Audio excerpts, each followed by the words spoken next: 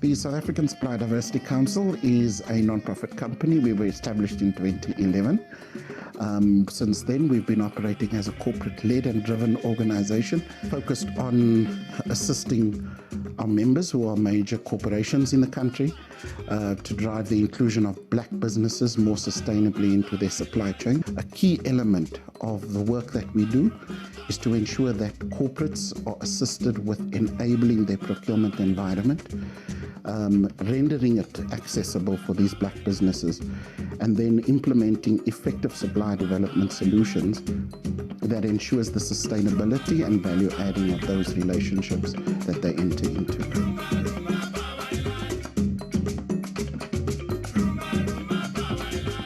So I was affiliated with a corporate and a supplier to them. It was about 6 years ago. And being a preferred supplier to that corporate, I was introduced to the SASDC as a collaborative effort on transformation within the company and how small businesses like my business could actually gain leverage in the market. So that's how I heard about them.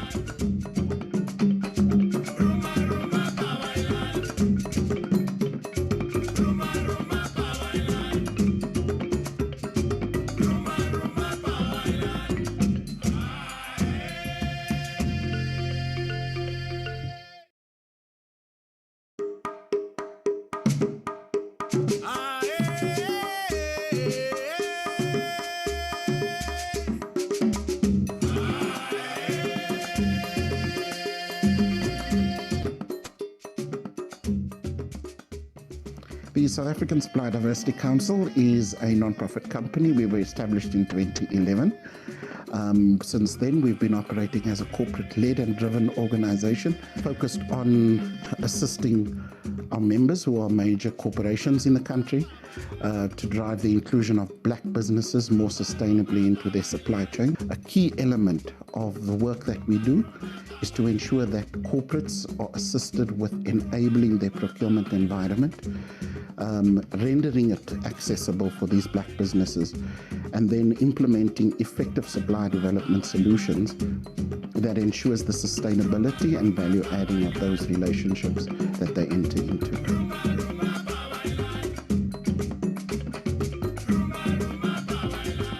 So I was affiliated with a corporate and a supplier to them. It was about 6 years ago. And being a preferred supplier to that corporate, I was introduced to the SASDC as a collaborative effort on transformation within the company and how small businesses like my business could actually gain leverage in the market. So that's how I heard about them.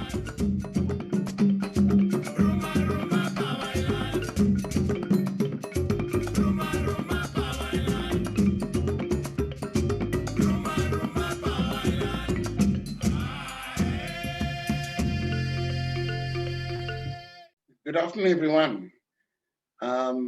Welcome to today's Automotive Aftermarket opportunity that we want to share with you, with new legislation that is changing and coming into effect in terms of for the 1st of July this year. My name's Gary Joseph. For those of you who don't know me, I'm the Chief Executive of the SASDC.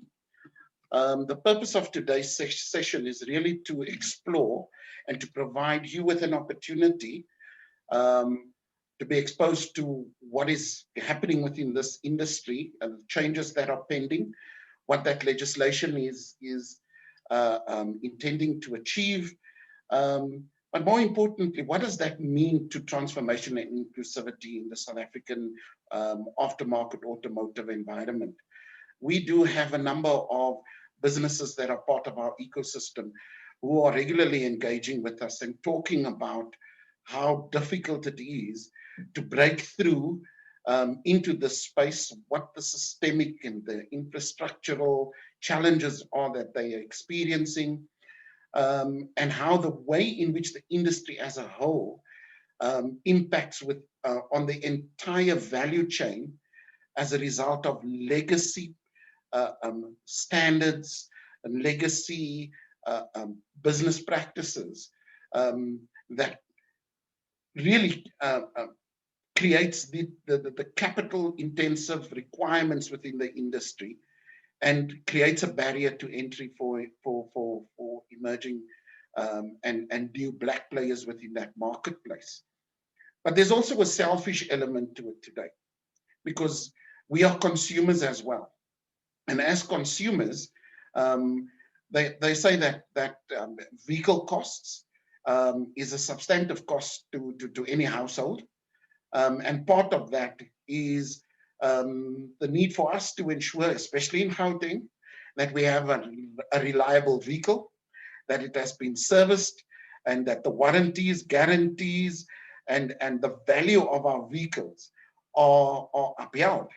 But it comes at a cost to us. And we find ourselves needing to participate within this value chain, not as decision makers, but very often as prescribed consumers to the industry itself and how we slot into it. So we thought about the importance of it and wanted to create an environment where we can share this information. We engaged with one of our certified suppliers and a very good advocate and friend of the SASDC, Peter Borain. And we've been having some discussions. And through these discussions, we've been introduced to our speaker, who I will be introducing next. But for the purposes of today's session, just to remind everyone that the session is recorded.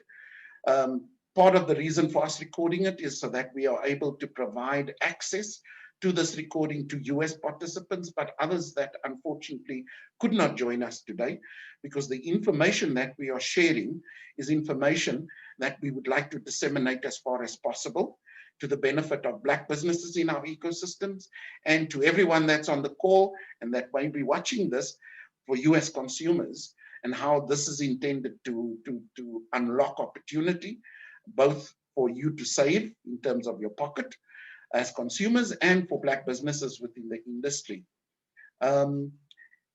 If we can move on to the next slide, I'd just like to ensure that we are all familiar with the housekeeping rules of these webinars.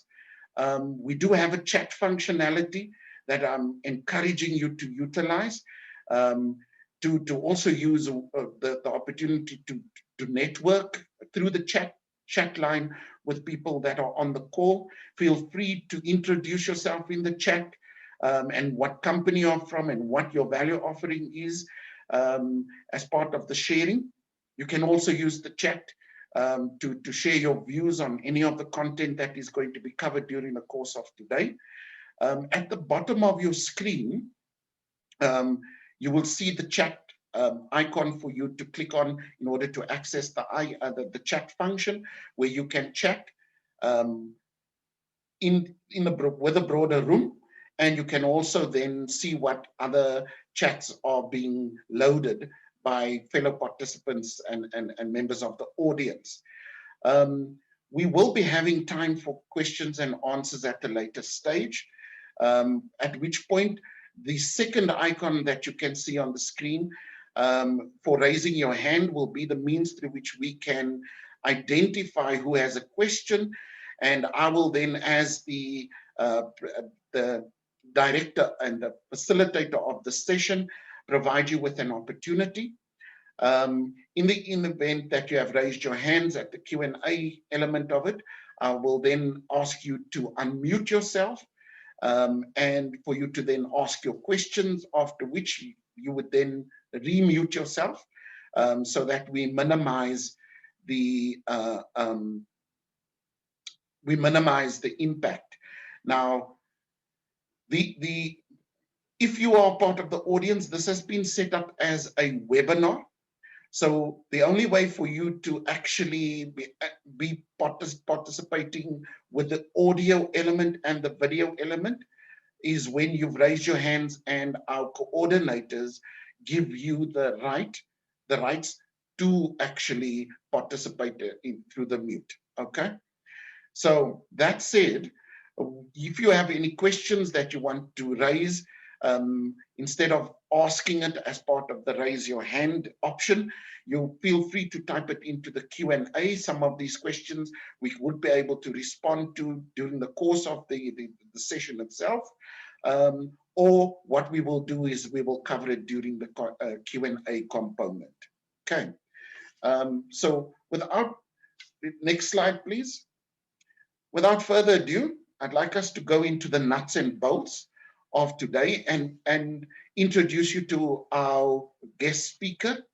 Our guest speaker is Cesar Mbakwa. Cesar, sorry for destroying the pronunciation of your surname. I'll learn it as once you've also announced it. Just a little bit more about Cesar.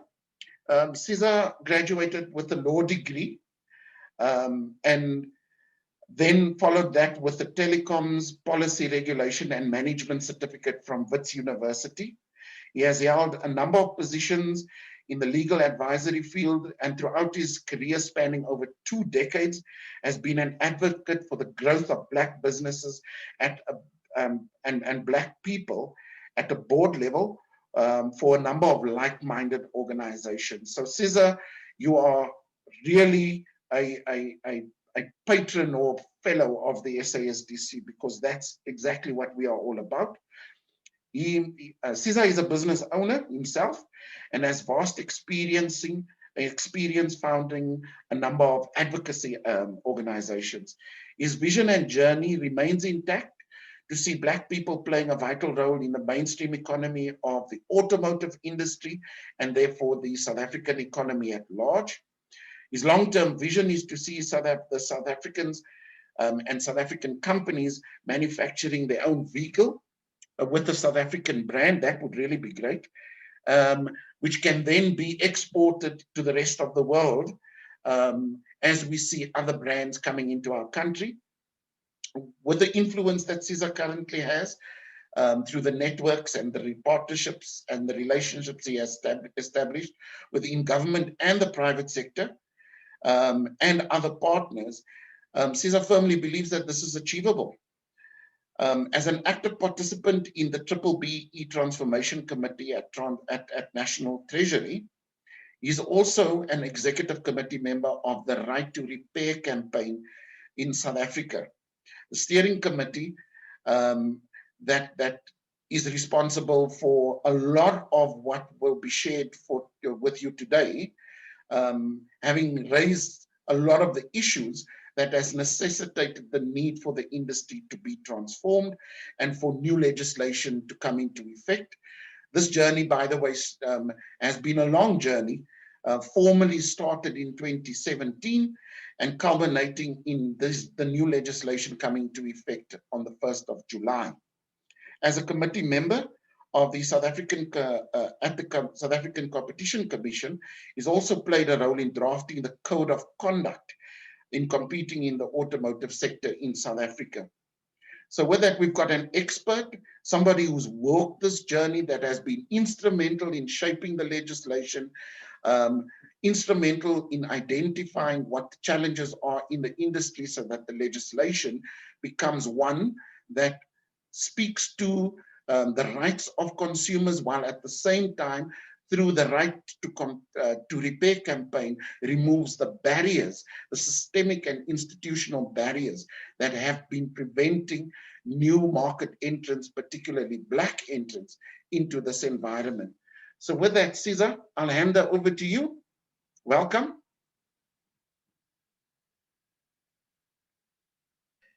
Thank you, Kerry. Am I audible? Yes, you are. Yes, thank you. That was nice introduction. And thank you as well for introducing me to South African Supplier Diversity Council. I got to know about this organization through Peter Borrell as well. And thank you for having me here. And I don't know whether can I start now or... Please go ahead. All you need to do is to tell us when you need to change. We need to change the slide. No problem. Thank you and welcome everyone. who has managed to join us here. I can see that it's a good attendance. And yeah, as you said, that then we have the good legislation that we fought for a number of years, and then now we are here, and we need to make sure that we make the consumers or the motorists aware of it. And because we have, in South Africa, I think we've got good legislation and policies, but many a times the challenge is that the people that are supposed to use those are not aware of them. Thank you. As I've been introduced, my name is Sisa Mbanga. I'm currently the president of an association called African Panel Beaters and Motor Mechanics Association.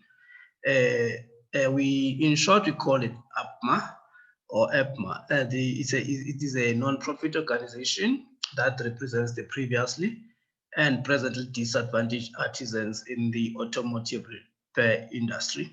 You know, the guys that they normally call them the backyard mechanics to the, so we represent the informal, semi-formal, and formal as well. And then due to the challenges increasingly faced by the entrepreneurs and artisans in the rural and touch areas, APMA was conceived. You can turn the page. The APMA, as I said, is a non-profit organization. It's got benefits for members. These are the benefits, lobbying and advocacy. When we mean lobbying, we'll see that we go to the government, go to the private sector, because when we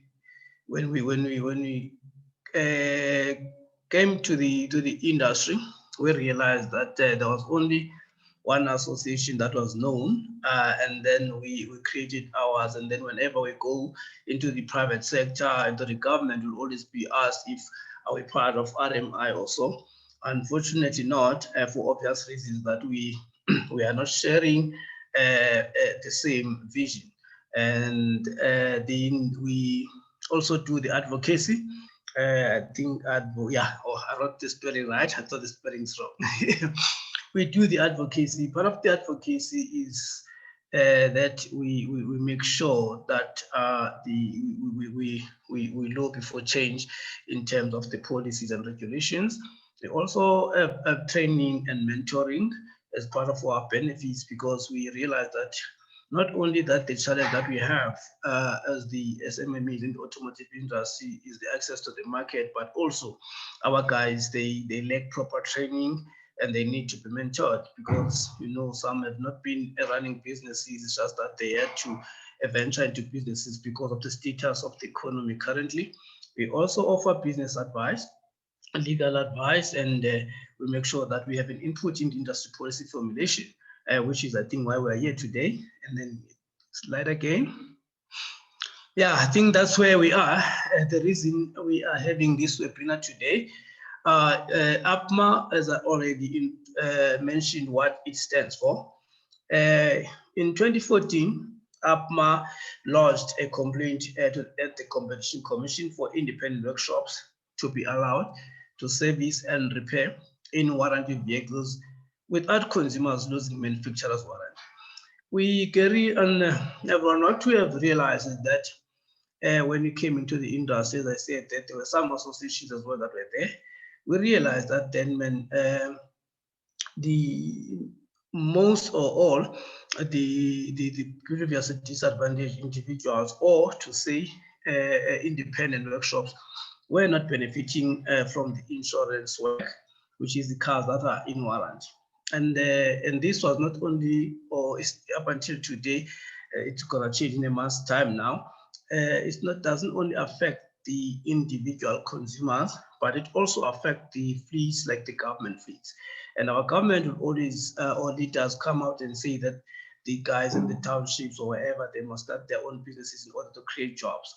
But some people have invested a lot of money setting up panel beating workshops, mechanical workshops, and then, but then at the end of the day, you find that they cannot access work, especially the in-warranty work or the insurance work. And then, they ended up having their houses repossessed, because when they were starting those businesses, then they would use their homes or whatever as collaterals to make sure that they get the required or necessary funding to get the necessary tools and equipment that are required. But once they also got that, they realized that no, man, they cannot access work, and therefore there's no business, and they have to close shops. And then, as I said, then the banks or whoever, their funders repossess their houses, and then that's a challenge. So the Competition Commission, after we lost this complaint, they were very surprised. They couldn't understand. I remember there were two guys from the Competition Commission who phoned me, because this we lost in November 2014. I think around January 2015, they called me, and we spent about 45 minutes on the phone. They couldn't understand the difference between a service and a warranty, because then they said, look, this thing to them, it sounded as the same thing. They didn't see why we had a problem with it. And then after our 45 minutes call, then they understood that there's a difference indeed between a service and a warranty. And then they conducted their own investigations. Then they went to Russia, they went to Australia, European Union, whatever. Then in March 2017, the Competition Commission convened what they called a consultative workshop at the Capitol in Centurion. They invited all the stakeholders, I mean, from the manufacturers, associations, and government departments. And then they ruled in our favor. And then they said, look, then now they even invited the Russians. There were guys from Russia, because Russia, I think, they had just adopted the voluntary code in 2014. So the Competition Commission wanted South Africa to adopt that stance of the voluntary code as Russia did. But after that consultative workshop, fortunately, I was there and I was part of the panelists. And then we formed the steering committee, which was going to work on the voluntary code. And then we worked on the voluntary code and up until December 2018. But between 2017, March, and December 2018, we had the draft voluntary code, and then which the public commented on whatsoever. And then in 2018, December, we finalized the draft code, but then the OEMs were supposed to sign, or all the stakeholders, to say that they were willing to implement the voluntary code. Then it transpired that no, the OEMs, when I mean OEMs, I mean original equipment manufacturers, they were not willing to sign the voluntary code. Because, Gary, you know that what happens is that when you buy a vehicle, in fact, this whole thing starts when the vehicle gets manufactured by the manufacturer, and then it gets sold through their approved dealer network, where either it's a franchise or wholly owned. And then that's where now then in that small office there, I always call it a small office, the finance and insurance. That's where they will sell you the service plan and warranties and everything. So that's how then the OEMs, if I may put it that way, monopolize the whole industry. Because when they sell you that service plan and that warranty, then they dictate or tell you or forces you that we sell you this warranty on this service plan. Therefore, you have to service your car within this particular dealer network, because you might find that Gary's got about 5-6 franchise, and then if I'm in East London, I have to go to that whatever group. So then that's what in essence we challenge, and then they refuse that code, and then you can turn the slide up again. Sorry. Yeah, I think I've already mentioned in July 2019 then, the competition, because we kept on knocking at the commissioner's door and say, look, we need this thing to happen in South Africa. Probably if I can just go back, but don't turn off the slide, just remain in the slide. In the same year, in 2017, around April, we met with the guys from MIWA and some individuals, and then we formed the Right to Repair South Africa. And then that's why now you read down when we're about to end that APMA is part of the Right to Repair South Africa. We're in the steering committee there as well. Then we were all putting a sort of a pressure to the Competition Commission to see, but then what these manufacturers doing in South Africa, they are no longer doing in Australia, they are no longer doing in USA, they're not doing in India, in China. So then there were problems. They were saying that now there was a trust that if South Africa to adopt this, then it changed. It was called now the right to repair campaign whatsoever. Then the investors will pull out of South Africa and all those things. Okay, in February 2020, the draft guidelines were published for public comment. And then I think in March, then we got into COVID-19, and then we slowed a bit, and then up until the 30th June, and then the public comments were closed. And they also tried to talk the Convention Commission not to publish the guidelines last year. Then we tried also to talk to the government and say, but look, we had a bad year in 2020, so what that good news before the end? Then on the 10th of December 2020, the final guidelines, which is enforceable. I must mention that probably I forgot to put it there when I was drafting this.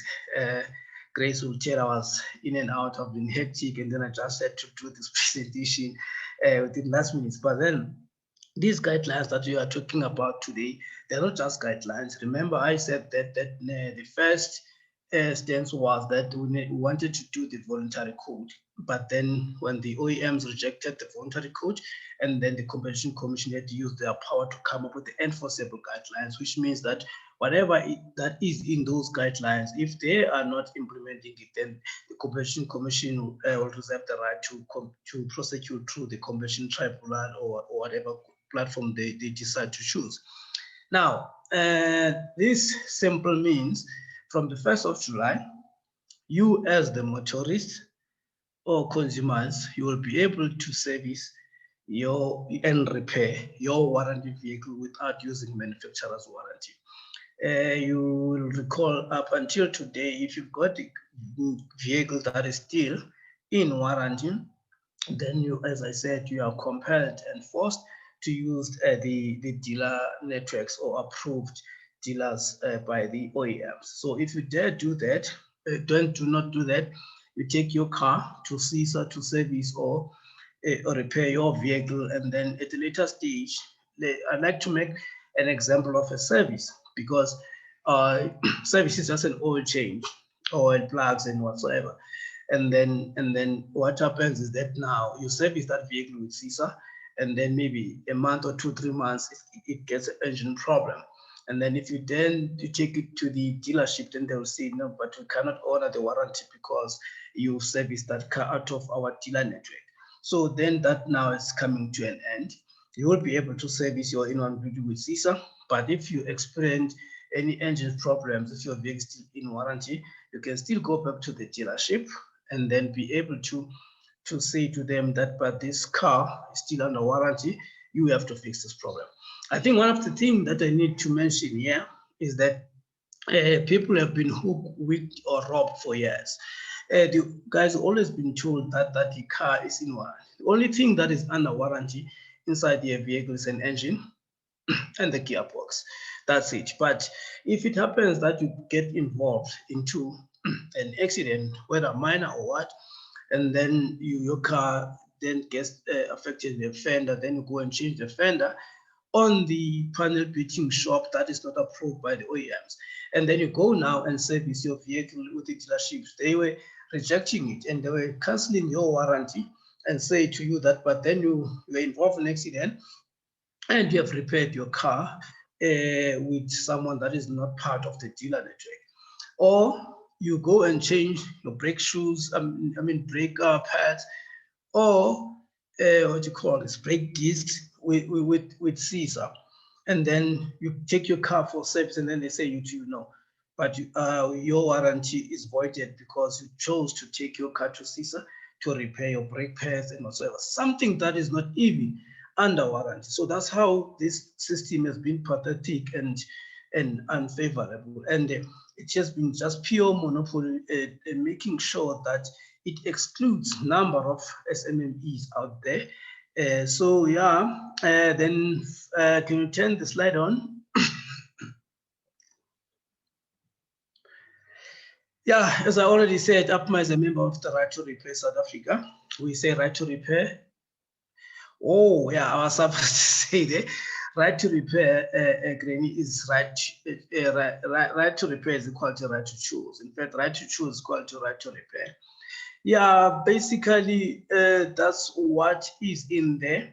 Gary, I think, turn off other slide, I think it's the contacts now. And then, yeah, I would like to engage in a Q&A session. But before that, what the guidelines are saying now, because they cover everything. They cover mechanical, they cover body repairs, they cover parts, they cover training, they cover even software.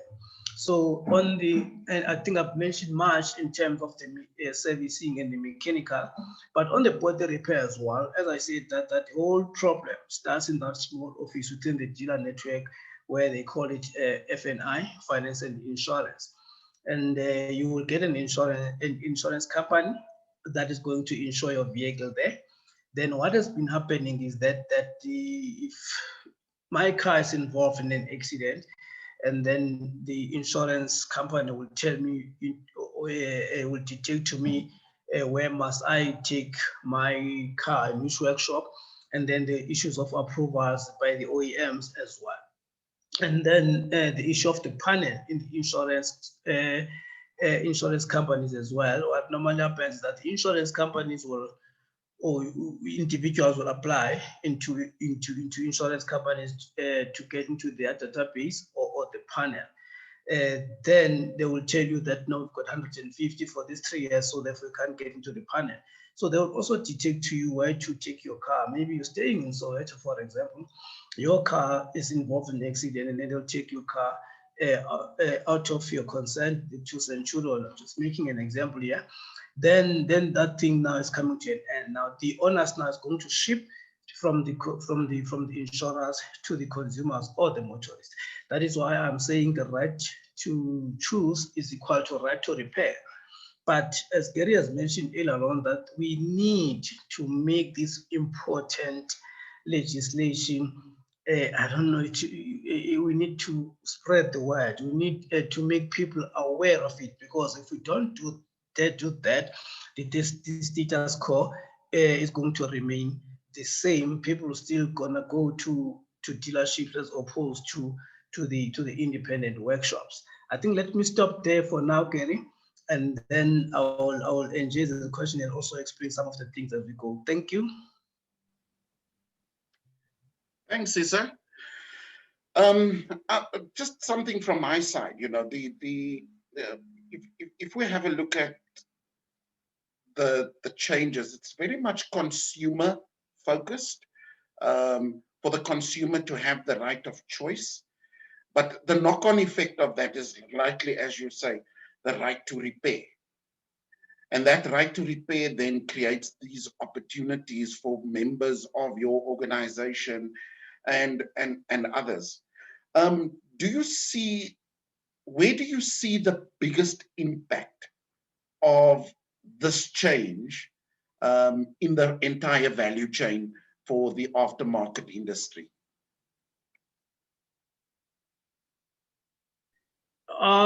Yeah, if I get you correct, yes, as I said, the consumers. It's unfortunately that we don't have a strong consumer body in the country. Because when we started, I personally researched and Googled. I wanted to find, because as you see, this is a consumer story more than everything. Hence, I'm saying the right to choose is equal to right to repair. As the workshops or the SMMEs, we come second. We tried to find out the consumer bodies that we could partner with, but none. Up until we managed to get South African National Consumer Union. It's a good consumer body, but few of old guys there in Pretoria. But yeah, the change is going to be major. First of all, we're talking about here the government fleet. Government fleet has got a contract which is called RT46, which is run for 5 years. It's a 30 billion contract. And I think 60% of that has been going into the dealer network. We were excluded because we were told that we cannot work on warranty vehicles. And secondly, we talking to in the private sector, these fleet management companies, which I hope on the guests here, there are some guys that are coming from corporate, they were able to assist us. So then these private fleet management companies, they've got shareholders. Shareholders, they're interested in profits. They don't really care where to service your car, but they've also been victims of these inflated prices and whatever by the dealerships. So yeah, this is going to be, but it also depends on how we shape ourselves, because we need to make sure that their standards that we meet as well as the independent aftermarket, especially at the black guys, to be exact, because our workshops at times, they are not in a position to work into in one. We have to face reality and talk truth for us to be able to win this whole thing. I was just talking to some guys this morning. I'm telling that our workshops are only good to do the government work, because the person who drives the government car doesn't care. He just gets directed from the call center, say, go take your car there, then that's it. But Graham cannot just drive in his or her own Mercedes latest car then you have to pay the consumers are particular for a good reason, because I mean, you need to make sure that you get good service. A car is a coffin if it's not maintained properly. So, but then then there is going to be good change, but there's a lot of hard work behind it that we need to do, and have to invest a lot so that the guys down there in Eastern Cape can be able to benefit. Do you see this changing the second-hand market, vehicle market playing fields? Let me put context to that. Just a recent report has shown that second-hand automotive market is growing substantively because the cost of brand new vehicles has gone up to such a point that people cannot afford it from a financing perspective. But the second-hand industry has a new market to service, where the vehicle replacement that somebody has to opt for, they can go for a second-hand vehicle, because, as they say, as soon as you drive a new car off the shop floor, it loses 20% of its value. So you've already got a 20% saving in relation to a new car if you bought a second-hand vehicle, technically, through a automotive, a second-hand dealer. But what we find is that there's a second-hand industry and a pricing structure that is linked to the OEM environment, that is linked also to the repair side. But when you look at your independents that are not part of these big dealerships, the second-hand dealers over there tend to just be second-hand dealers, and they might partner with somebody that is in the auto repair side of things. But it didn't seem to be viable for them to have a second-hand dealership with an associated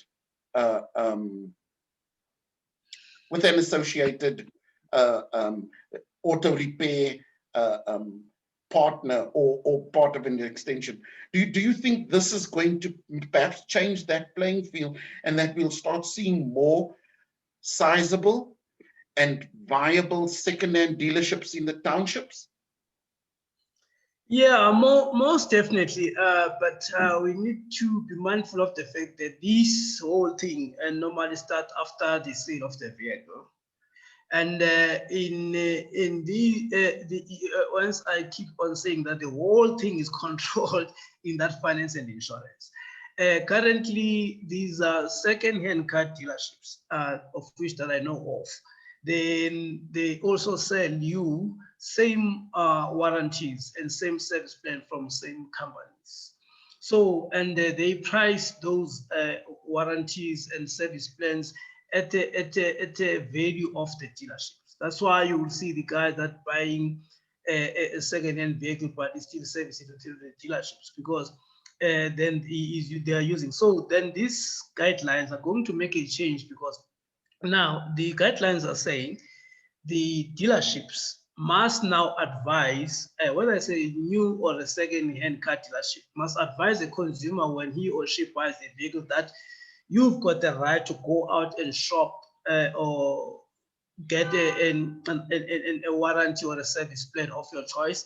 They're no longer going to give them there inside the dealership, like what now happens with the insurance for the motor body repair. Then that you can, obviously they tell you that you can't drive a car off the dealer floor without being insured. So but then you can take whatever insurance premium or company, then when you're buying a new vehicle, but you can change it maybe in a 1 or 2 months time. So that's what is going to happen. Because another thing, as I said, that is important to educate consumers and make them aware is that many a times when the people they are buying vehicles, especially through finance, they always regard themselves as if they are lucky their ancestors have paid them or God has done a miracle because they don't qualify to the blacklisting and the stuff. So they normally just accept whatever they get from the dealer, from the salesman's desk. Now, that's now where we see this whole thing changing. We need to make sure that we get involved in the financial sector. We need to come up with our own service plans. We're going to come up with our own warranty companies, because this is extended warranty. So whether you're buying it from AB with a second car dealership, the whole thing gets detected after by these plans that you take that are attached to the vehicle. So that's where this whole thing starts. So yeah, it's obvious. Due to COVID-19, I've seen the statistics that the now people they're opting for second car vehicles because they are reasonable than buying the new vehicles due to the status of our economy as well and all those things. But yeah, it's going to make a change in all sectors, and then they will, the fact that then now that the consumer will choose where to service. Even if you buy it from second-hand car dealerships, it's your choice where to service that car. It's your choice which product or insurance product that you take. And before, up until today, you'll recall that, Gary, that what normally happens, you buy a car, because these service plans, you pre-buy them or pre-bought. It's a prepaid thing. And these warranties. Legally, the vehicle is to be under warranty for 12 months like any other item. But then if they say 7 years or whatever, people they don't understand that already that is already been included in your finance. So what happens then is that maybe after 6 months or 3 months or whatsoever, your car gets stolen or your car gets involved in an accident, it gets written off. They were not giving back your money. Now, the guidelines are saying that they have to say your car has been stolen or for whatever reason, maybe it's written off, then you can transfer that plan that you had into the new vehicle that you're buying. Or if you're not buying any vehicle, they have to credit you back that money, that the portion that you haven't used. Maybe you have bought the service plan and they've serviced your car once and then gets stolen or written off. They have to pay you back. Because now, if you can start opening that, and then all the dealerships can close and the insurance companies just to check so that you have been ripping people off. You've got billions and millions of money of people that is sitting with them there. People, especially the government, has been a victim as well, because government buys cars in thousands and then in hundreds they get stolen, they get involved in accidents, and but then that money is not getting back to pay these checks back. So, but my point is that now that so they are now going to be obliged to pay your money back or put it back into your credit, your car finance or something like that. So what I'm hearing you saying is that warranties through the OEM system are actually underwritten by insurance companies, have been incorporated into prices under policy cover that they take out, and included in the financing. So when I finance a vehicle with a warranty and an automotive and a motor plan, whether it's a service plan or a maintenance plan, somebody else is underwriting that. It's elements of it. I am financing it over 5, 6 or 7 years with interest built onto it. And if anything happens during that period of time, what I'm hearing you saying is that they get the benefit of that premium. So if I'm a good driver, I'm a conscientious consumer, and there's no warranty claims and any of these things, the risk cover that nobody's been exposed to in that value chain benefits them, not me. Yeah. That's So what I'm yeah, hearing you say. what now? You're quite right, Gary, because now the legislation says that now they have to separate, unbundle. They Cool. must tell you the cost of the vehicle, the cost of the service plan, the cost of the warranty. And then you decide whether you buy it inside the dealership or you phone whoever that you know that supplies the same products. So that's how the thing is very good. And they should sign next to your contract and say that I've advised Gary, and then Gary should attach his signature. I said, I was advised and I chose to buy this plan from the dealership. So other than that, then they can't just sell you a plan without explaining to you. So the first thing, as a consumer, there's greater transparency within the price makeup of what I'm finally contracting against as part of my purchase what is it, purchase agreement. Right? So that's the first thing. What I'm also hearing you saying, as a result of this, that all of this costs that are already within the pricing structure that cascades down to the consumer level. As a result of this legislation, there's potential opportunities that will be unlocked for new players due to the consumer's decision-making processes. So it becomes consumer-driven instead of OEM-driven. Am I right? Definitely, 100%. 100%. Okay. The other side of it then is also that, how long do you think it will take before we start seeing the systemic cost, the structural costs that have been traditionally built into the industry? We start seeing the benefit of that. Do you think vehicle prices will be coming down visibly? Vehicle prices will come down and the cost of premiums of the insurance will come down because now of this monopoly being dismantled or opening up of the market. This is going to start as from the 1st of July. 1st of July is not a trial, it's the day that these things should start happening. In fact, the this Competition Commission wanted this guide legislation to be effective from the 1st of March. But then the dealerships or the OEMs, they requested that at least they should be extended to the 1st of July so they can start now amending or making changes into your business model and everything. So as from the 1st of July, we expect if you want to go and buy a car on the 1st of July to come back and say, yeah, I was in this particular dealership, they've advised me this and that. Because if they don't dare do that, we are here to be the watchdogs. APMA, want to make sure that this gets implemented. So if they don't do that, then we're gonna raise alarms with it because currently they've chosen the motor industry on board as where we're gonna lodge our complaints. But then the Competition Commission has also opened their doors that if there's anything that we see that is non-compliance of this legislation, we need to inform them. As I said, that individually, so the manufacturers or the dealerships will have to go and answer at the competition tribunal. So there's two components to my next question. Before I open up the floor and take questions from our audience.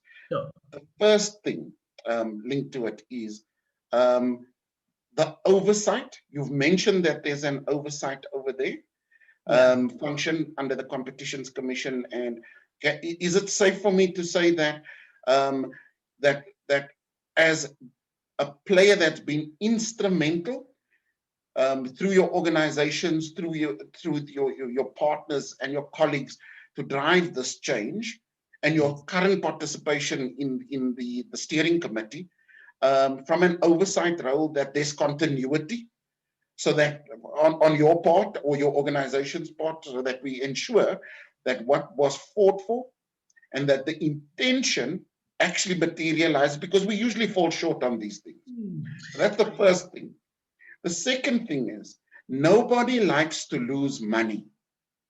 Yeah. Businesses are in there for business. Shareholders want returns. If this is going to have an impact on the level of returns, what do you anticipate the response is going to be from your established players that have been benefiting from the current legislation that will have pressure on their bottom line as soon as the 1st of July kicks in? How do you think they're going to try and mitigate or respond to it? So that's the two: oversight and then the response from the current players. Yeah, no, definitely in terms of the oversight, we agreed, even with the right to repair, that we are not dismantling the right to repair campaign. Still going to continue beyond these guidelines, and association is still going to be there. So we, as I said, we're going to be the watchdogs. We want to make sure, as you said, we've got, as I said before, that in South Africa, we've got good legislations and policies. We always fall short in terms of implementation and monitoring. We are here 24/7. They're not really like it. They are not happy with us. And then on the side of the association as well as APMA, as I gave you the background, we more from the townships and the rural areas. We need to make sure that transformation takes place. And then we need to make sure that the guys that get skilled, that get empowered, and then because they get access. We had a number of meetings with NAMSA, which is now changing the name, called APC, or Automotive Business Council before. And they even persuaded us to say, look, stop this right to repair thing. We're gonna we are committed to transformation.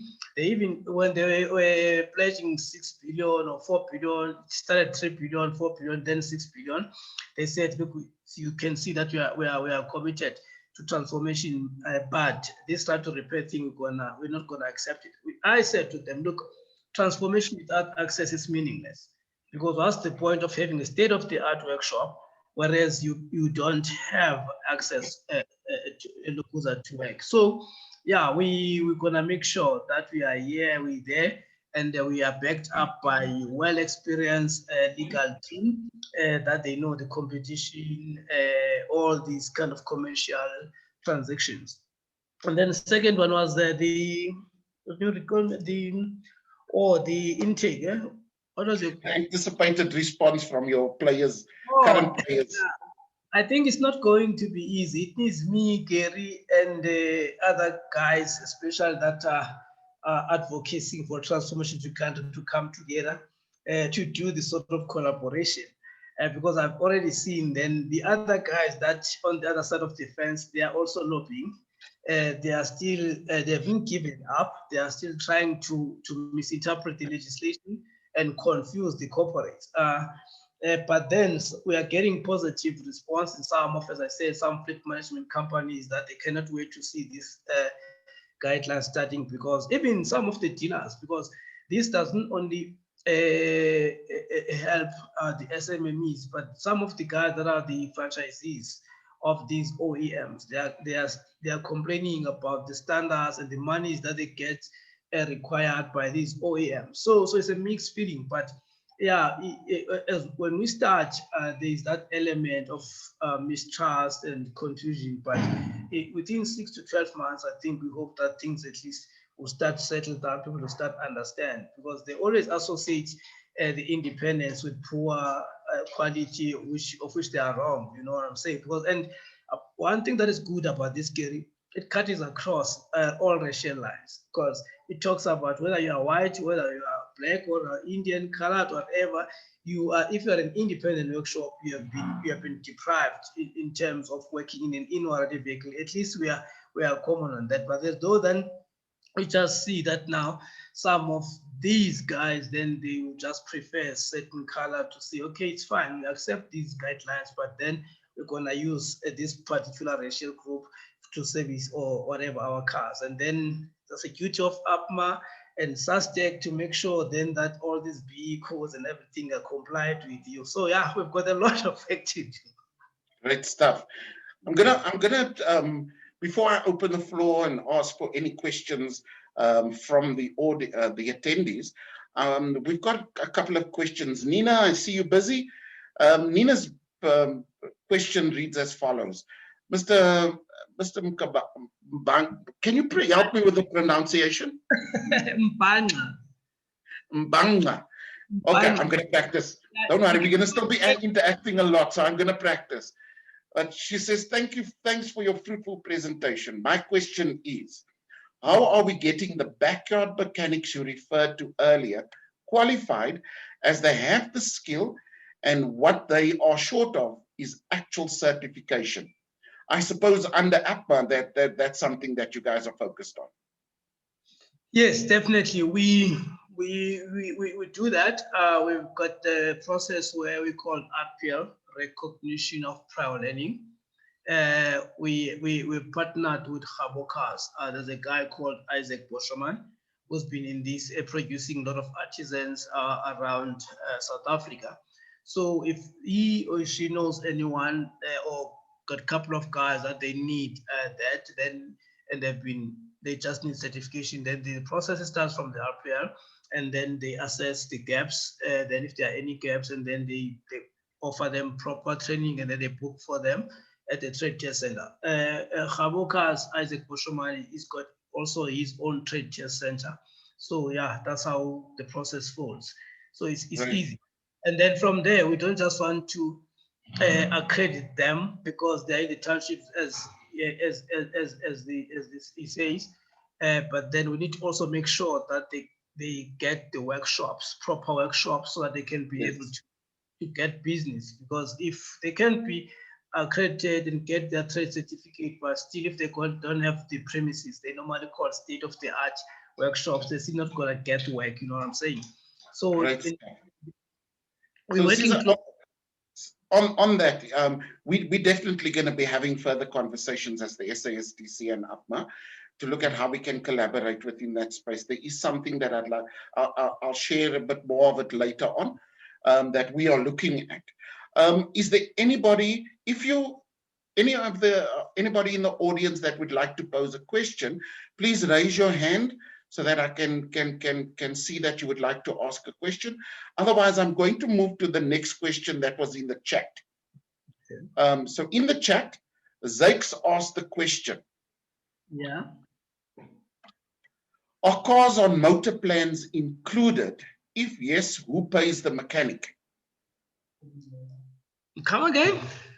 Okay, so when it comes into effect from the 1st of July, I'm assuming here that retrospective agreements remain in place. It's new agreements, or does it affect or any agreements that are in place already? So if I've got a car on a motor plan, a service plan, or a maintenance plan, conventionally I would have to go to an accredited dealer and usually go to the dealer that sold you the vehicle for them to do the service or to do the maintenance work. And they then cover the cost of that. If I had to go to your workshop, for example, Cesar, how would payment work? Yeah, and you, as I said, it's a prepayment or pre-bought kind of a system. There is a kitty. Most of the time, these service plans, monies, and extended warranties, they are within a third party. So you can still take your car to CISA and then you claim from your savings, because it's just your savings money that is sitting in there. Okay, so me as the consumer, it's kind of like with the medical aid. There are certain service providers who claim directly from the medical aid. That would be the dealers. And there are other service providers who you pay cash, but you then take that and you can claim. Yes, yes. But then our advice, for the sake, because it's gonna take time to look like normal in the automotive industry. When a person or a motorist takes his or her own car into the independent workshop, he should advise, or she should advise the workshop that I'm under motor plan, and then you'll have to find out if which company covers your motor plan, and then the workshop owner, whoever, has duty to right to call that plan and say, I've got Gary here. He came to service his vehicles, he says, then you claim. That's what normally happens with these accident warranties, in fact. Right. Then when the car gets into the repair, then the guy will tell you, I'm under WS. So there's a company called WS, some in fairness, but it's just abbreviation. Then you phone that company and say, I want to check if Gary does have a plan, how much is he or she covered for her vehicle. Then you make your quotation and then you send to them once they approve the quotation. And then if probably what you quoted is more than what they can pay for, then he has to top up. Okay. So Cesar, I know you've been doing road shows to create awareness about this all over the country, particularly in the rural areas, in the townships, to create awareness. I think there would be a need once the processes are clearly defined, how all of these things would work. It would be great for you then to come and share with us how the process would work, because I think that's what a lot of people would be interested in. There's a second question from Nina. It states that right to pay has been long coming, and the focus has been on vehicles that are out of warranty, mainly as per the OEMs. Is this going to be the case still going forward, or is there potential for cars in warranty? In fact, these guidelines are for the in-warranty vehicles. We didn't have much problem with the out-of-warranty vehicles. We wanted the in-warranty vehicles. They would normally say that about 70% of cars on the road are out of warranty. 30% is insured or in warranty. And in terms of the value of repairs, 30% has got more than 70%. So we've been fighting for this 30%. That's why that now we won. So yeah, now we're moving now from out of warranty to in warranty into the independent workshops. So what I'm hearing you also saying, Cesar, if 30% of vehicles are in warranty on average on the road, which automatically locks the opportunity there into the specific dealer network and OEM approved players. If we take the insurance industry, from a coverage perspective, whether your car's in warranty or out of warranty, the same standards apply around the repairs that are insurance related. So do you think this will unlock more opportunity for black auto repair players to partner and become accredited with the insurance industry? The 30%, I'm seeing the 30% actually being much more. What is the percentage of vehicles that are under insurance in the country officially? It is much more because it's a guaranteed money. Because out of warranty vehicle, you find that Cesar takes the car into your workshop and he struggles to pay or is no longer employed. But with the 30%, that is a plan. Then the car is insured. Yeah, no, definitely. As I said, you remember this 30% has been monopolized by the insurance companies. Then they will tell you that we can onboard Gary into the database or panel because we've got now number of players. Or say, for example, you're in Parktown and then CISA has got the approval from XY manufacturer. Then I apply for the same, you apply for the same approval. And then they say, but we cannot approve you because of the radius, CISA is here. So now these guidelines are saying that the manufacturers should approve each and every workshop that meets their standard. The insurance companies shouldn't have a ceiling now. It should be open. If I've got a workshop, whether we are 5 or 6 or 10, and then they should be able to onboard us into their database. And then the consumer, like Nina, she is the one that is going to choose where to take the car. So all the insurance companies, as from the 1st of July, they should list in their website which are the workshops that are on their panel. And then if you have an accident in El Dorado Park, You just get into the website and then you check which one is nearest to you.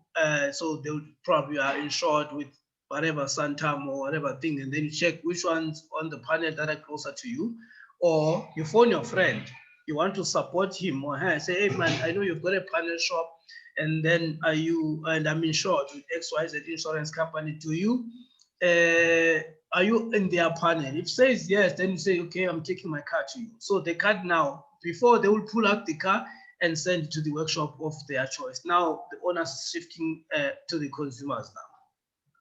This is all sounding very positive. You know, and when I look at it, all of the hard work that you guys have put into it should be paying dividends for people like me and you. One of the reasons why we thought that this is a relevant topic. In our ecosystem, we've got Black businesses. One, they want to participate. If they are within the second, the aftermarket industry, they are battling to provide access, and this is definitely a mechanism through which the relaxation of these requirements due to the OEM stipulations can start unlocking opportunities. We definitely see that. But as business owners, the cost of doing business and the protection of your assets, vehicles, so we're not talking about large fleet companies, but lots of businesses own their own vehicles. Do you see this as an opportunity for that sector to reduce their costs within their business, but also to support other Black businesses? Yeah, definitely. As you said, that collaboration is much needed. The collaboration you're talking about is not only needed from workshop to workshop. We need collaboration from business to workshops as well. And most businesses, whether you own a sponsor shop, you've got that vehicle that you use to go and buy stock with, or you own a funeral parlor, or you own so we've got a lot of fleets, small fleets companies from the township that we need to support. So we see a lot. Today, I got a call from another friend of mine who took his car into a certain dealership. They charged him, but fortunately they just gave me good. It was too much. He phoned me and asked me, "Is this fair?" I said, "No, bro, they're charging you too much. Why did you go there?" So go back to the car. So yeah, we see that because most of the people that now are aware now. They will be aware. They've been ripped off for years, unaware. Now they are aware now that there's an alternative in place and there's alternative coming.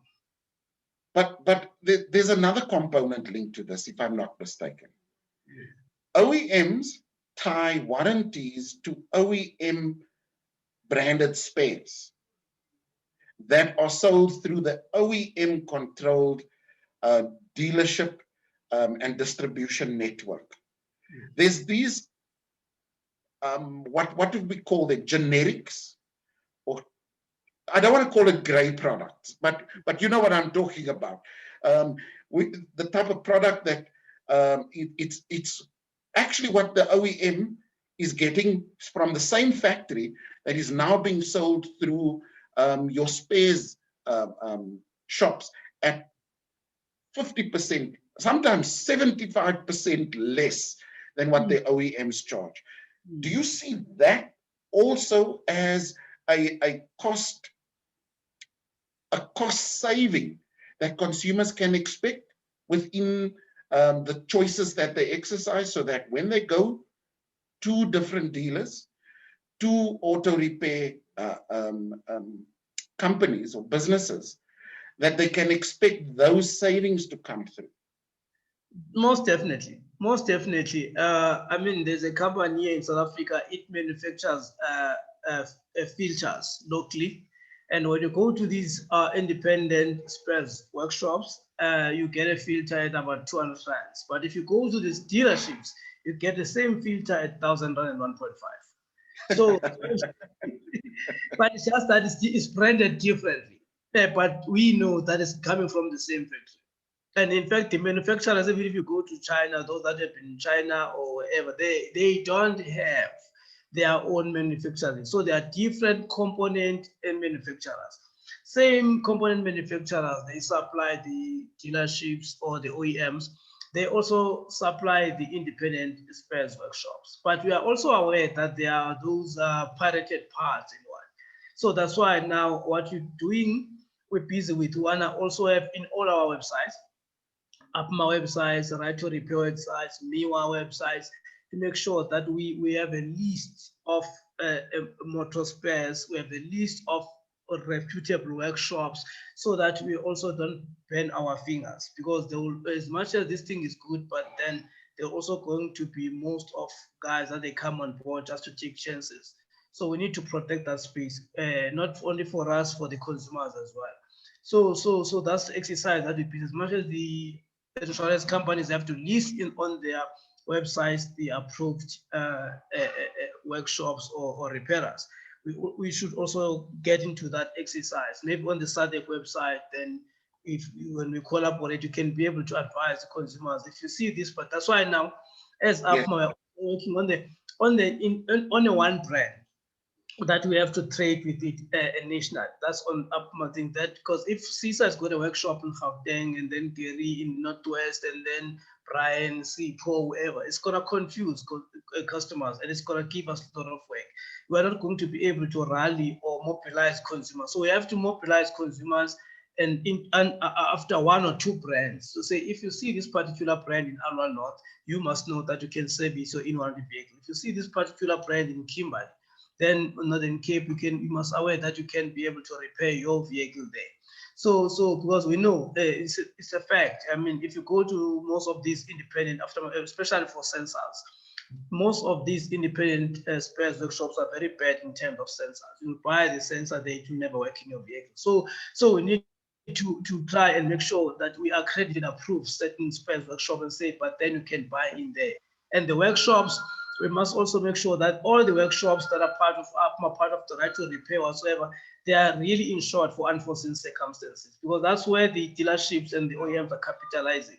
If they make a mistake, they account for it. But if you go to CISA, they'll say, yeah, but Gary, this car, when left my workshop, it was fine, and then whatever. So my driver test drive your vehicle and then gets involved in an accident. That will be stories after stories. So that's what now we're trying to work on in terms of compliance and make sure that we get consumer confidence behind us.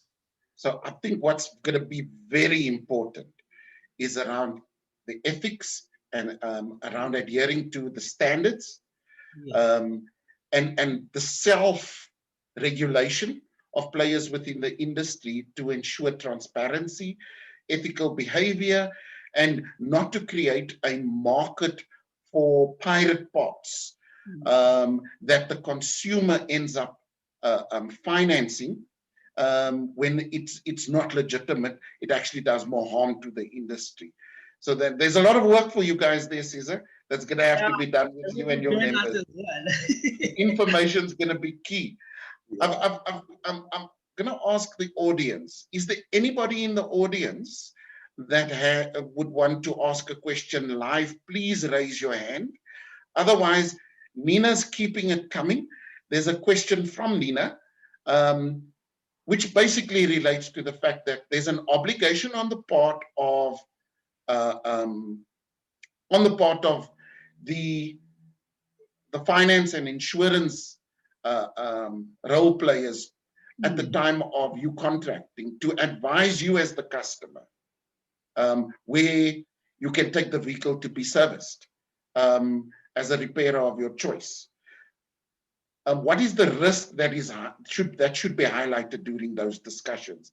So there's got to be some training of people within the industry that are at these branches already to, one, make sure that they are au fait with ensuring that the customer's rights from the 1st of July is protected in terms of the new legislation. And then secondly, that they are able to advise them on what the options are. Any thoughts on that? That's what we, from the 11th of December till 30th of June, we hope that they are doing. They are training all their staff and workshopping them around the guidelines. Yes, see some question from Nina, if these financing institutions, are they embracing the change? We hope so. We'll see them after 1st of July if they are not. Because one company that she mentioned, the West Bank, we are in touch with them, and fortunate or unfortunate for them, they are managing the government contract. So they were trying to be cagey, and then we approached them. We said like 100% of government vehicles to be serviced and repaired by the black-owned workshops. So the National Department of Transport is also instructed them to look on how are they going to implement these guidelines. And then they also said that they've got also about 30,000 corporate vehicles. I said, then yeah, we also want to tap into those 30,000 corporate vehicles. So yeah, we hope, and we're gonna be looking at them now very closely and making sure that they are complying, and they don't have a choice. In fact, this is enforceable. If they don't, they will have to answer why are they not embracing it. So yeah, we hope that everything, yeah, it's gonna be slow when it's starting, but surely, as I said, 6 to 12 months or whatever, we're looking at positive things. So Gary, they requested extension for that purpose. That they said they're gonna the strategy, and they are Sounding going, like BE, it just gets extended and extended. yeah, In the meantime, they're trying to find ways not to do it. yeah, yeah. They said that they want to work on their business models, business plans, strategy. So we are just hoping that the manufacturers and their dealer network, they are training their finance and insurance. And then we're hoping that the second-hand car dealerships as well, they are being trained on how to explain and how the contracts are going to look like. And sure, around 15 July, we'll try and get one contract from the dealerships and see to it if they've advised anyone correctly. If they're not, it's gonna raise. Lovely, lovely. Cesar, so there's definitely going to be follow-up discussions between the SASDC and yourself and all of the organizations that you are part of for us to see what role we can play within that space. Included in that is how ways in which we can support the dissemination of information through our network on your roadshow dates, where and when, so that we can have support your outreach to via our network to reach those interested and affected parties within the aftermarket automotive industry, on how they can access this information, where they need to go to, when they can expect it to come their way. So we'll definitely look at ways in which we can support you with that. We've unfortunately ran out of time, but Cesar, I'd like to really thank you for coming and sharing all of your knowledge, but also giving us the little bit of insights that many of us are not aware of that's happening within the industry. But I'm sure from there, we've identified a number of ways in which I'm looking at it from the SASDC, ways in which we can get involved in that. Any closing remarks from your side? Nah, thank you, Gary, for SADC to give us this platform. We really appreciate it, and thank you for all the guys that they managed to log into this session. We are also looking forward to engaging again. We will definitely keep you posted about the developments that are taking place in the industry and the road shows. Our legs and hands are tied up because of this COVID-19. We always like to be there physically on the ground instead of currently we're going to use whatever means that we have. But thank you guys for affording us this platform. We'll definitely. I want to ensure you, Cesar, that we are definitely friends when it comes to the Right to Repair campaign. And our future conversations that we will involve you in will be look at how that friendship can translate into opportunities for Black people, either within the employment space or even broader within particularly in the business value chains. So thank you so much for joining us, and we'll definitely be bringing you back in future. Thanks so much. Thank you. We'll also invite our chairman next time, Gunther Smith. Great stuff. So in closing, I'd like to thank the audience for joining us today and yourself for making time. One last thing, as the SASDC, we've been focusing our efforts on what we can do to play a role within the process of transforming the automotive aftercare industry as a first bite from an industry perspective. And like I've mentioned, that's how we've come to know who you are, Caesar. We've been working on a solution that we can package together with strategic partners to capitalize on, one, the change in legislation, two, bringing together interested and affected parties that have a clear intention of empowering the industry to see the inclusion of more Black participants, not just in the repair side, but even across the value chain. More Black brokers, more Black assessors, more Black fleet companies and OEMs that can play a role within that space. So we are engaging with a number of stakeholders, and the benefits thereof is to provide a practical solution through which we can support this transformation agenda. We will be focusing on this and creating a solution which we would like to then share with all of our stakeholders at a future date. But before we get to that, we will be engaging with you for your inputs, and hopefully you can become part of the process of us compiling the solution. So thank you so much.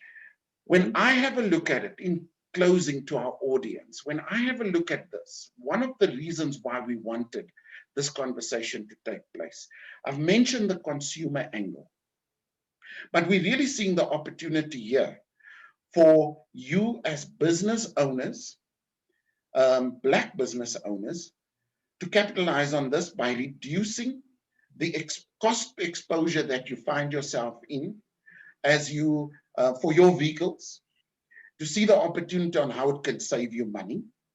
Secondly, to look at ways in which you can support other Black businesses that form part of that industry without putting yourself at undue risk.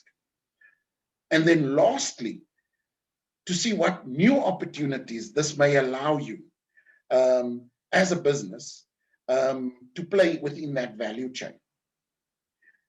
What we do as the SASDC is bring you the information. How you utilize that information is really up to you.